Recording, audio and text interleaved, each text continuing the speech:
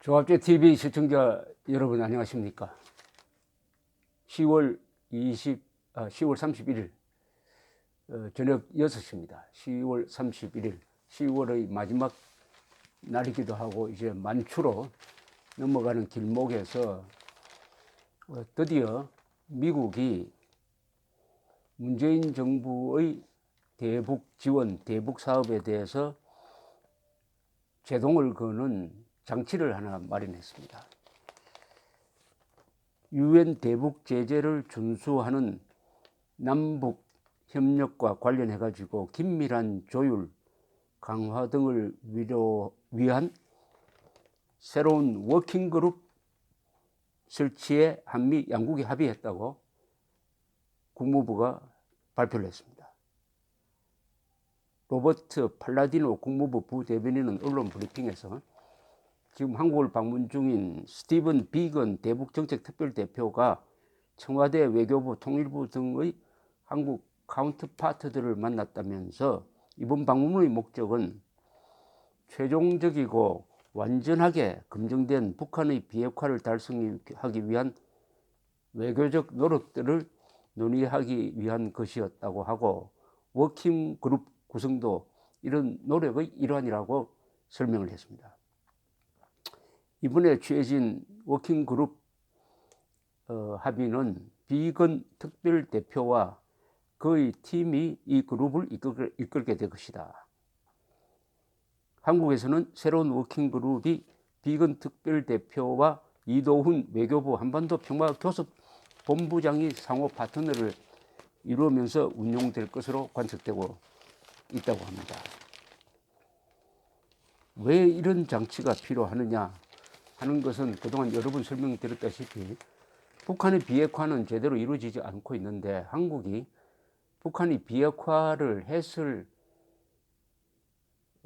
한다면 그 이후에나 가능한 대북 지원 그리고 군사 합의를 하니까 너무 과속을 한다. 이렇게 되면은 김정은이가 비핵화를 해야 할 동기가 사라진다. 또 문재인 대통령이 해외까지 돌면서 제재 완화까지 요청하고 다른 데 대한 그동안의 불만을 여러 방식으로 표출해 왔습니다. 특히 최근에는 대북 사업을 하겠다고 공개적으로 움직이고 있었던 7개 한국 은행을 상대로 미국 재무부에서 전화를 걸어가지고 탐문을 하는가 하면은 미국 서울 주재 미국 대사관이 또 나와가지고 4대 그룹에 대해서 이번에 북한에 가서 무슨 논의가 있었느냐를 또 탐문하고 그다음에 언론 여러 각도로서 문제를 제기하고 특히 군사 부분에서는 수도권 상공에 비행금지구역을 설정함으로써 한국의 정찰 비행뿐만 아니라 미군의 정찰 비행까지 장애를 받는다. 미군의 정찰 비행으로 확보하게 돼 있는 북한에 대한 전술정보, 전략정보가 막혀버리면은 그것이 결국은 한국군에 넘어가는데 한국군에 피해를 주는 거 아니냐. 왜 이렇게 우리하고도 의논하지 않고 동맹국가는 의논하지 않고 적군과 먼저 논의를 해가지고 기정사실로 하려고 하느냐 해가서 군은 군대로, 재무부는 재무부대로, 국무부는 국무부대로 문재인 정부에 대한 의심과 불만이 가중되고 있다가 결국은 일종의 잠금장치가 이거 잠금장치입니다. 한미 워킹그룹을 설치하게 됐다. 실무자 그룹을 만들어가지고 대북 사업에 대한 조율을 하기로 했다. 이렇게 되어 있습니다. 이렇게 되니까 문재인 정부로서는 난감하게 되었고 아마 북한은 노골적으로 왜 문재인 정부가 우리에게 약속했던 바를 지키지 않고 미국 눈치 보느냐. 민족 공조로 가자. 민족 공조는 반미 공조 아니냐. 이렇게 이제 나올 것입니다. 특히 산림청은 북한에 약 천억 원을 들여서 무슨 양묘장을 만든다고 하고 조 단위가 들어가는 북한의 도로, 철로, 연결, 현대화 사업에 돈을 드린다 그러고 하니까, 또는 일부에서는 무책임하게 개성공단 재개해야 되고 금강산 관광도 재개해야 된다는 이야기가 마구 쏟아져 나오니까 미국 쪽에서는 지금 당황하기도 하고 화도 나기도 하고 했을 것이라고 생각을 합니다. 이것이 결국은 워킹그룹, 한국과 미국이 긴밀하게 협조해서 조율한다는 선으로 협의기구를 만들게 된 거죠.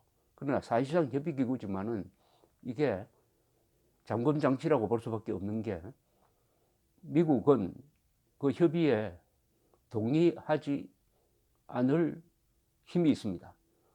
한국이 북한에 물자나 돈을 대려고 할 때 이건 유엔 제재 위반이다, 이건 미국 제재 위반이다, 이건 한국의 오이사 제재 위반이 아니냐, 이렇게 딱 법률적으로 걸고 나오면서 이걸 무리하게 하면은 유엔 제재자에 대한 제재를 취할 수밖에 없다, 이렇게 또 나올 수가 있는 거죠. 법적 장치가 있습니다. 미국은 유엔 안보리, 미국 제재, 한국 제재, 이게 다 법적 효력을 발휘하는 것이고, 또 한국이 거기에 말을 안 들을 경우에 미국은 한국 측에 대한 제재 수단이 있습니다. 가장 중요한 게 금융 제재죠. 이른바 세컨더리 보이콧이라고 해가지고 북한 정권이나 북한의 사업체를 지원하는 은행이나 회사에 대해서 제재를 가하는 것인데, 이게 무서운 것이죠.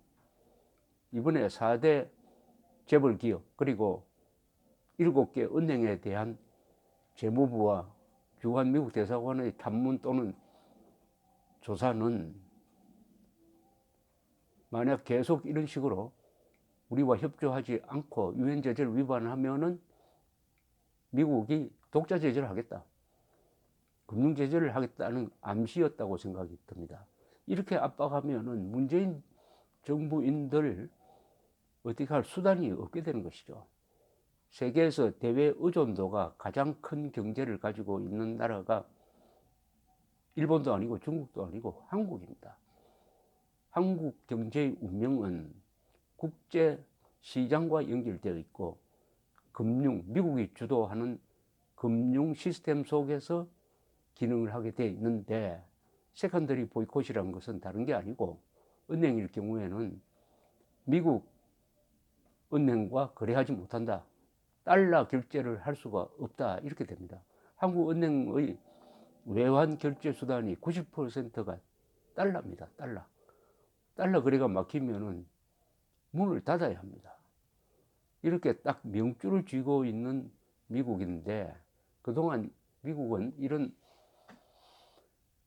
수단을 쓴 적이 한 번도 없습니다. 다만 특별한 경우에 우방국에 대해서 쓴 경우가 있었는데, 이번 트럼프 대통령은 우방국이고 뭐고 가리지 않고 미국 퍼스트 정책을 앞세우면서 국익 중심으로 이 제재를 이용을 하고 있습니다. 특히 중국에 대해서 어마어마한 규모의 무역 제재, 즉 수입 부분에 대한 관세를 높이고 있고, 중국이 제대로 대응을 하지 못해가지고 중국이 휘청거리고 있습니다. 또 군사 동맹국인 터키가 미국인 목사를 불법 억류했다면서 터키에 대해서도 제재를 하니까 터키의 그 독재자 에르도안도 손을 들고 목사를 보내주고 말았습니다. 이렇게 아주 거칠게 뛰는 트럼프 대통령을 보면은 문재인 정권도 아마 공포감을 느끼지 않을까 하는 생각이 듭니다. 예측이 안 된다 이거죠. 트럼프 대통령의 대외 정책의 한 기조가 예측 불가능입니다. 그걸 madman's theory라고 합니다. 미친 사람 이론이라는 건데, 저 사람은 어디로 뛸지 모른다. 트럼프는 김정을 리틀 로켓맨이라고 하더니 올해 들어와서는 김정은을 인민들을 사랑하는 지도자다, 나와 사랑에 빠졌다, 이런 이야기를 하니까 거기에서 극으로 뛰고 있습니다. 아마 문재인 대통령도 트럼프로부터 그런 거기에서 극으로 달라지는 그런 대우를 받을지도 모릅니다. 그동안은 한국의 진보 세력에 매우 우호적이었던 뉴욕타임스까지도 기사를 통해서 문재인 대통령은 거짓말쟁이 김정은의 보정자가 되었다. 그런데 비판가들은, 한국의 비판가 그리고 미국의 전문가들은 뭐라고 이야기하느냐? 속고 있다 라고 이야기한다. 그럼 어떻게 되느냐? 연대 보정자가 되었다가 문재인 대통령이 전해준 김정은의 비핵화는 결국 거짓말이었구나 하는 것을 트럼프가 깨닫게 되었을 때 유턴을 하게 되겠죠. 유턴할 때 얼마나 사나운 얼굴로 유턴할 것이냐. 그래서 문재인 정권도 이 비건 특별 대표, 대북정책 특별 대표의 요구를 거절할 수 없었던 것으로 보입니다. 잠금장치, 대북정책의 폭주에 대한 잠금장치가 만들어진 것이 문재인 정권에는 기분 나쁠지 모르지만 그나마 우리 국민에게는 다소 안도하는 장치이기도 합니다. 우리 국민이 문재인 대통령을 신뢰한다면, 또 올바르게 간다면 미국이 한국 정부를 압박할 때 화를 내겠지만은 지금 돌아가는 게 문재인 정권은 오로지 김정은이나 북한 정권을 위해서 열심히 뛰고 한국 국민의 안전을 위해서는 문재인 정권은 뛰지 않고 오히려 아베 총리나 미국의 국무장관이나 국방장관이 더 열심히 하고 있다. 이렇게 되니까 한국 국민들, 정상적인 한국 국민들이 가지고 있는 배신감, 불안감, 그것을 미국이 다소 충족시켜주고 있다고 하니까 이런 문제에 대해서 한국 대통령 편을 들지 않고 미국 정부가 잘하고 있다. 이런 생각까지 나는 것입니다. 대통령이 국민 보호의 의무를 져버리면은 국민은 대통령 보호의 의무를 이행할 수가 없게 되는 것이죠. 서로 계약 관계 아니겠습니까? 국민과 대통령 사이의. 감사합니다.